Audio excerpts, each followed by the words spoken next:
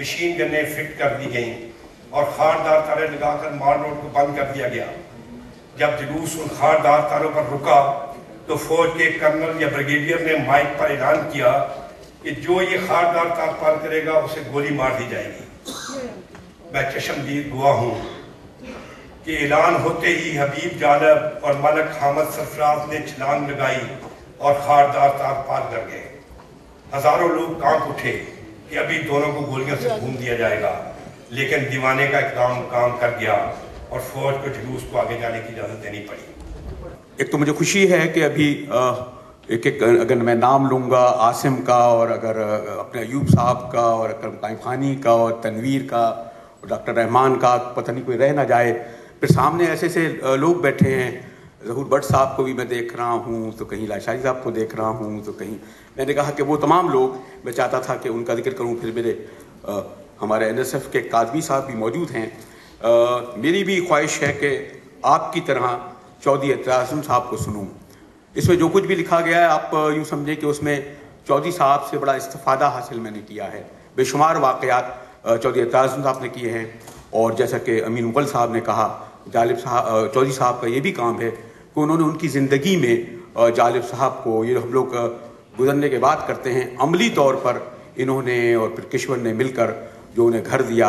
اور باقی آپ کو علم ہے کہ جالب صاحب کے ساتھ جو لوگ بیٹھے ہیں انہیں معلوم ہے وہ کتنے مشکل آدمی تھے، اور لیکن یہ میں جیسے چودھری صاحب کو کریڈٹ دوں گا، اپنی تمام مصروفیت کے باوجود انہیں وقت دیتے تھے۔ خوشی یہ بھی ہے کہ لاہور میں بھی جو تقریب ہوئی جالب صاحب کے سلسلے میں میری کتاب کی، وہ دوسرا ایڈیشن تھا، اور اس وقت اس کی مہمان خصوصی اور صدارت ہمارے چودھری احسن صاحب نے کی تھی۔ لوگ کہہ رہے تھے کہ نہیں صاحب، وہ وزیر اعظم کو ہتھ کڑی لگ رہی ہے، بڑا سخت مقدمہ ہے، چودھری صاحب اسلام آباد سے کیسے لاہور آئیں گے؟ چودھری صاحب نے کہا ہتھ کڑی انہیں کیا، مجھے بھی لگ جائے، جالب اور مجاہد کے لیے تو آنا ہی ہے نا۔ تو اس لیے میں آج اس زیادہ خوش ہوں کہ اس وقت بھی اگر میں کچھ پڑھ رہا ہوں تو میرے ساتھ سامنے چودھری احسن صاحب تشریف فرما ہے۔ جالب صاحب کا 12 مارچ سن 1993 کو انتقال ہوا۔ ان کی یاد میں ایک بہت بڑا یادگاری جلسہ آرٹ کونسل میں ہوا۔ جنرل رات کو کونسل کے سیکریٹری مشتاق گزر کے ہاں محفل جمی ہوئی تھی۔ ٹورنٹو سے فون آیا کہ جالب صاحب کے سلسلے میں جو تقاریب مونٹریال، ٹورنٹو، نیو یارک اور لندن میں ہوگی، اس میں آپ کو آنا ہے۔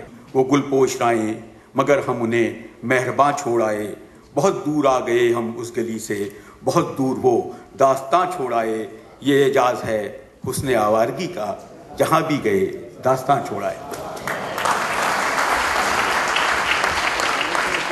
ہندوستان کے شہر گوالیار کے ایک مشاعرے میں فراق گورکھپوری نے حبیب جالب کی غزل ترنم سے سنی تو انہیں گلے لگاتے ہوئے کہا کہ میرا بائی کا سوز اور سورداس کا نغمہ جب یکجا ہو جائیں تو اسے حبیب جالب کہتے ہیں۔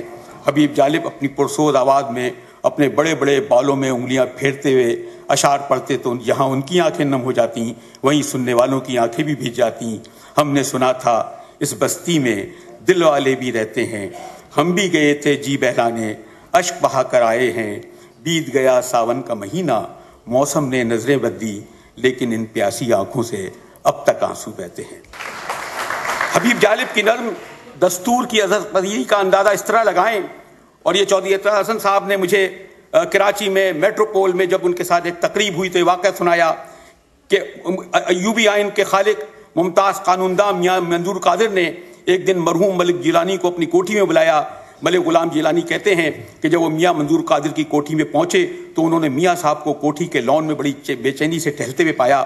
ملک صاحب نے میاں کا منظور قادر سے پوچھا خیریت تو ہے؟ میاں منظور قادر بڑے جذباتی انداز میں کہنے لگے ملک صاحب اب ہمارا آئین نہیں چلے گا۔ وہ ایک نوجوان شاعر نے نظم لکھ دی ہے، ایسے دستور کو صبح بے نور کو میں نہیں مانتا، میں نہیں جانتا، ملک صاحب اب ہمارا آئین نہیں چلے گا۔ ملک غلام جیلانی ہنستے ہوئے کہتے ہیں میاں صاحب آپ بھی کمال کرتے ہیں، کہیں ایک دو نظموں سے آئین بھی ختم ہوئے؟ میاں منظور قادر اسی جذبات سے بھری ہوئی آواز میں کہنے لگے ملک صاحب میں نے ٹیپ ریکارڈ پر وہ نظم سنی ہے، جب یہ نوجوان شاعر نظم پڑھ رہا ہوتا ہے تو اس کے ساتھ لاکھوں لوگ کہہ رہے ہوتے ہیں میں نہیں مانتا، میں نہیں مانتا، ملک صاحب آپ یقین کریں اب ہمارا آئین نہیں چلے گا۔ اور پھر یہ بات حقیقت بنی، ایوبی آئین اور اس کا بنایا ہوا نظام اس کے ساتھ اپنی موت آپ مر گیا، مگر یہ جاتے جاتے قوم پر یا خان کو مسلط کر گئی۔ حبیب جالب کی نظم दस्तूर की शोहरत पहले के बाद जब किसी शहर में मुशायरा होता तो मुंतजमीन के लिए मुश्किल होता कि हबीब जालिब को बुलाएं या डिप्टी कमिश्नर को। फैज साहब डिप्टी कमिश्नर को कोनी मारते हुए कहते हैं ले भाई आ गया तेरा दुश्मन। इस गज़ल को पढ़ने के बाद जालिब साहब का मरी में दाखिला आइंदा कई बरस बंद रहा। ज़रा इस गज़ल के अशार से लुत्फ़अंदोज़ हों कि तुमसे पहले वो जो एक शख्स यहाँ तख्त नशीं था, उसको भी अपने खुदा होने पे इतना ही यकीन था। कोई ठहरा हो जो लोगों के मुकाबिल तो बताओ, वो कहाँ हैं कि जिन्हें नाज बहुत अपने तई था। और छोड़ना घर का हमें याद है, जालिब नहीं भूले, था वतन ज़हन में अपने, कोई जिंदा तो नहीं था। जब हो रहे मोहब्बत गोलियों से बो रहे हो, वतन का चेहरा खून से धो रहे हो, गुमा तुमको के रास्ता कट रहा है, यकीन मुझको कि मंजिल खो रहे हो। आप जालिब की क्या बात कर रहे हैं? वो मेरा मुश्किल वक्त का दोस्त है। नवाब कालाबाग की दहशत से जब होटल फ्लैटीज में कोई मेरे पास नहीं बैठता था, जो जालिब था मेरे जलसों जुलूसों में साथ होता था। इसे कौमी असम्बली का टिकट दूंगा, इसके इलेक्शन में पैसा लगाऊंगा, तकरीरें करूंगा। जालिब साहब भुट्टो साहब की बात काटते हुए कहते हैं, जनाब मैं तो आपकी पार्टी में नहीं आ रहा, कहीं समंदर भी दरिया में गिरे हैं। डीएसपी ने कहा आप बयान लिखने वली के खिलाफ हम आपको छोड़ देंगे। जालिब साहब ने कहा जेल में रहकर चंद साल रह जाऊंगा, माफीनामा लिख दिया तो शायद चंद दिन भी जिंदा रह सकूं। पता नहीं तुम भुट्टो को क्या कहते हो, जागीरदार फला। मुझे उनसे ये सबसे बड़ी शिकायत और शिकवा ये है कि बहुत कम ज़र्फ था जो महफिलों को कर गया वीरां, न पूछो हाल यारां, शाम को जब साए ढलते हैं। वडेरों से ले लो, मिले लुटेरों से ले लो, मुल्क अंधेरों से ले लो, रहे ना कोई आली जा, पाकिस्तान का मतलब क्या, ला इलाहा इल्लल्लाह। जालिब साहब भुट्टो साहब की बात सुनकर कहते हैं, जनाब आप ये चाहते हैं कि जब नवाब सुल्तान चांडियो और नवाब सादिक कुरैशी आपके पास बैठे हों तो मैं कहूँ खेत वडेरों को दे दो। जब सहगल और आजम जी आपके पास आए हों तो मैं पढ़ूँ मिले लुटेरों को दे दो। जब अजीज अहमद खां और रोहिदा खां आपके पहलू में हूँ तो मैं कहूँ मुल्क अंधेरों को दे दो। जनाब मैं ले लो वाला हूँ, अगर मुझसे दोस्ती रखनी है तो फिर आपको ये नज़्में सुननी पड़ेंगी। भुट्टो साहब पढ़कर जालिब साहब को गले लगाते हुए कहते हैं, अच्छा बाबा जो चाहो सुनाओ, और हाँ वो कालाबाग सफ वाली रज़म जरूर सुनाना। हमने उन्हीं की गमख्वारी, होते हों तो हो ये हाथ कलम, शायर न बनेंगे दरबारी, इब्लीस नुमा इंसानों की ए दोस्त सना क्या लिखना, जुल्मत को ज़या सरसर को सबा, बंदे को क्या खुदा क्या लिखना। ये बाहर जाकर शहर के चौक में सुनाएगा, वहां से ये शेर सफर करता हुआ लाहौर पहुंचेगा और फिर पाकिस्तान में फैल जाएगा। आज जो हमारा पॉपुलर मीडिया कहता है कि जी हम फैलाते हैं, उस जमाने में क्या जालिब साहब की कोई नज़्म छपती थी? क्या कोई हबीब जालिब कहीं नशर होती थी? जालिब साहब का कलाम सारे मुल्क में फैलता था। आज आप खुद सोचिए क्यों आपका पॉपुलर मीडिया का कहा हुआ लफ्ज ना उस तरह मोतबर होता है, ना उस तरह सुना जाता है। यहां मुझे जालिब साहब की मियां वाली जेल से एक रोज जनरल ज़ियाउल-हक के वजीर और मुमताज़ सियासतदान चौधरी ज़हूरुल्लाही ने, जो जालिब साहब के अच्छे दोस्त भी थे, मियाँ वाली जेल से पैगाम भिजवाया कि मैं तुम्हें आज जेल से बाहर ले जा सकता हूँ, बस इस नर्म से एक मिसरा निकाल दो, जुल्मत को ज़िया वाला। जालिब साहब ने चौधरी ज़हूरुल्लाही को वापस पैगाम भेजा, आपको मालूम है मैं अपना कहा हुआ शेर वापस नहीं लेता, मेरा शेर जब बाहर आता है तो अवाम की अमानत हो जाता है। मैं अगर ये मिसरा अपनी नर्म से निकाल भी दूं तो जब तक ज़िया-उल-हक बरसर इक़्तिदार है, अवाम मुझसे ये सुनना चाहेंगे और फिर मैं ये उन्हें सुनाऊंगा। और फिर फौजी आमदियत की वो तवील सियारात अंजाम को पहुँची। ज़िया-उल-हक के बाद बेनज़ीर भुट्टो इक़्तिदार में आई। उनके आने के बाद बेनज़ीर भुट्टो की नज़म ने बड़ी शोहरत पाई।